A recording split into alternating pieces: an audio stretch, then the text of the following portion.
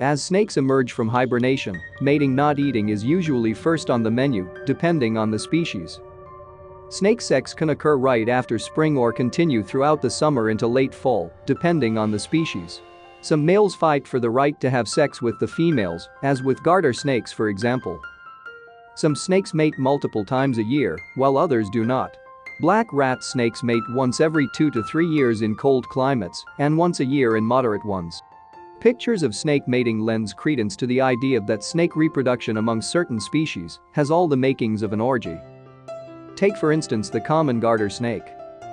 During the spring, male garter snakes emerge from their dens en masse, writhing and wriggling in a swarm once the females awaken. Once one or more garter snake males copulate with the female and she becomes pregnant, a mating plug prevents other males from mating with her. At the same time her pheromones diminish.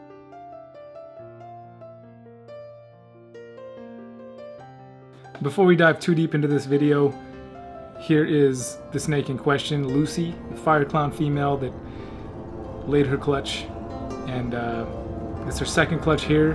Much bigger clutch than she laid before. The first time she laid clutch she had 3 eggs. This time she had 10 eggs, so she laid more than 3 times as many eggs this time.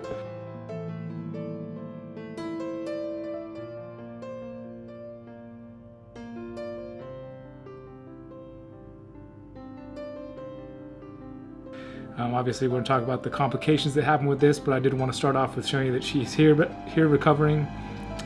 Expected to make a full recovery here, and she's doing good. Snake reproduction, the act itself.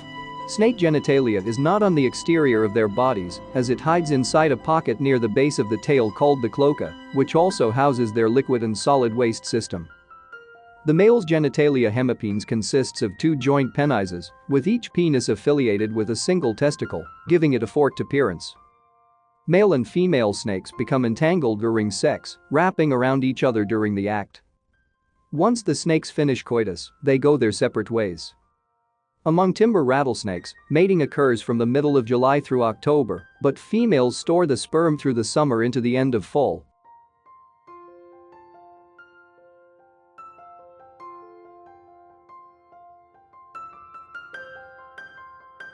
So I just put her in a temporary box until we are ready to wash her off and put her in her new tub. The one that is just laid is a boob egg.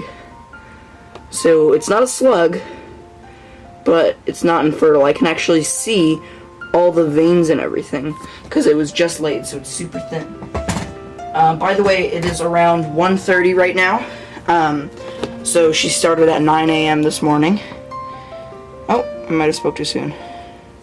Never mind, here's the embryo. So this egg was flipped because this side was up and you could see there's nothing. Let me shut the lights. So you can see there's nothing on this side, but then once you turn it over you can actually see the embryo right there. So we're gonna turn that right there. Pretty good. So this egg is actually 80 grams, so that's pretty small. Usually you want your eggs to be around 100 grams. Now I told you guys that these were small eggs, meaning they're going to be small babies, but some of these other ones look pretty big, so I'm not sure what is the fate of this guy.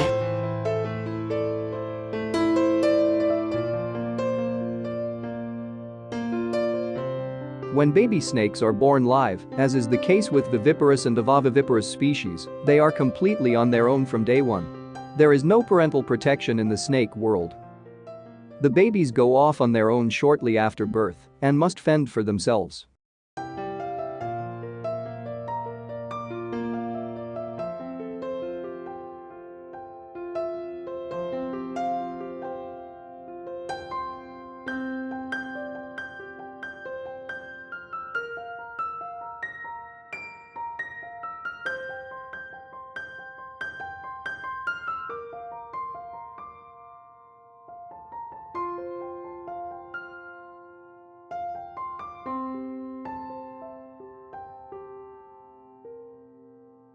Snakes are born in groups, or clutches. The number of babies depends on the species. Once born, these word bank. 1.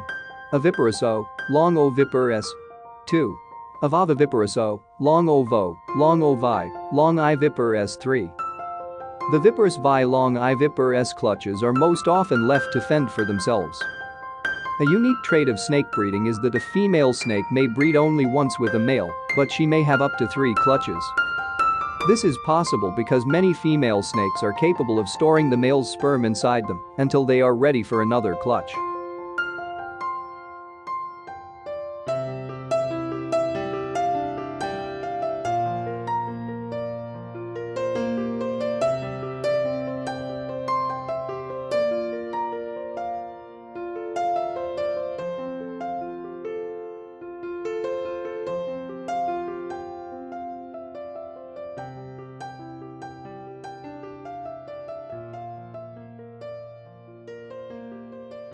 We're going to get these cut open and see what we got. Like I said, it was a butter leopard pairing, so it could be butter, leopard, of course what we want, mainly the butter leopard, and of course we can get a normal here or there. Hopefully not. Hopefully we just get all butter leopards and it'll be awesome.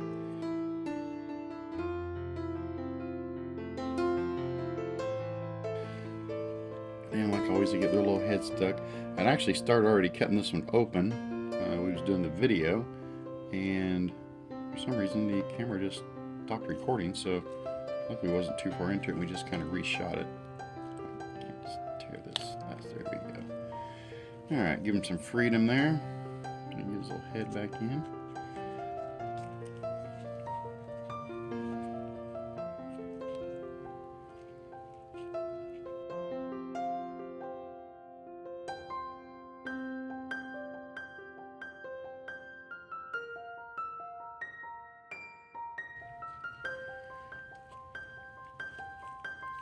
He's just hiding from me.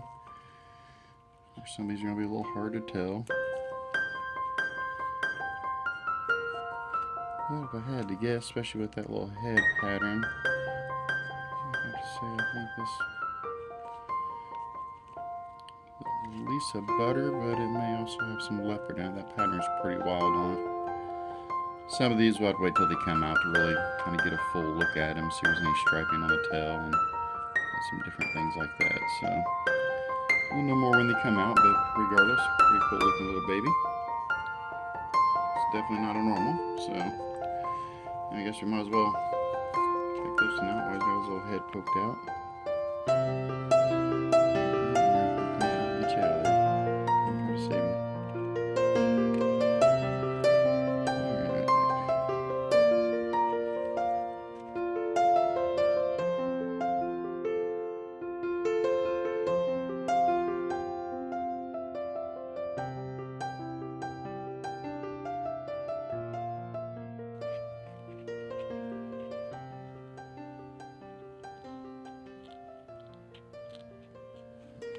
Real careful here, get close to their little necks and heads.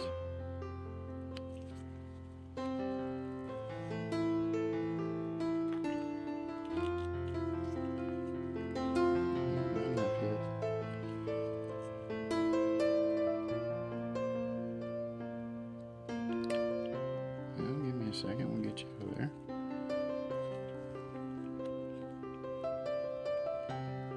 This is wanting to move around, so that's not really helping the course here.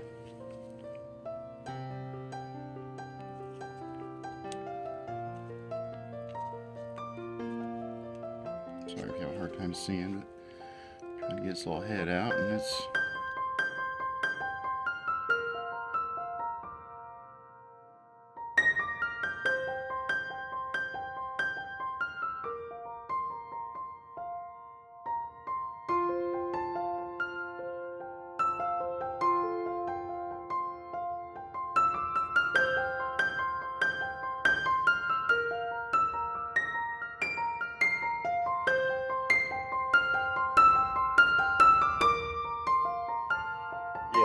that's how tiny these babies are. So yeah, this is the het red GHI clutch. So yeah, I got the two twins in their own separate container. I didn't put them with the rest of the snakes. They're so small, I'm afraid they get crushed or eaten as tiny as they are. They're going to stick for something else to eat. But yeah, I mean just the body, if you can just crazy how much bigger the normal babies are compared to these two twins. But they are gorgeous.